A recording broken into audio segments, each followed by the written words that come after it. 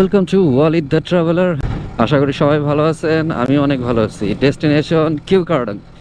তবে কিউকারডাং আসতে আসতে না ভাই মনটা একটু খারাপ হয়ে গেছে। এটার কারণটা হচ্ছে আস্তে আস্তে শুনতেছি, অনেকের কাছ থেকে শুনলাম, এসেও শুনতেছি যে একটা গুঞ্জন চলতেছে কিউকারডাং বন্ধ করে দিবে। কেন?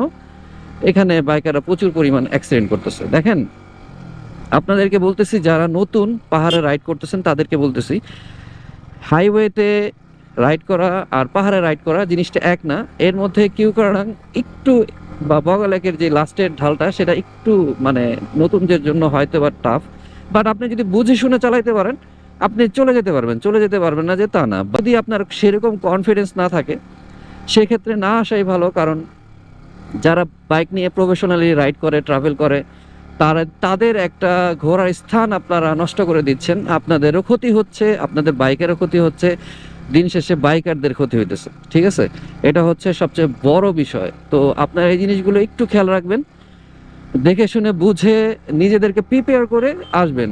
কারণ যদি বাইকারদের কিউকারডাং বন্ধ করে দেয় সেক্ষেত্রে ভাই যারা আসতে চাচ্ছে, যারা প্রফেশনালি রাইড করে, তাদের জন্য ভাই আপনি একটা মানে মজার একটা প্লেস নষ্ট করতেছেন। আর এখানে প্রচুর পরিমাণ বাইকার আসতেছে ভাই, প্রচুর।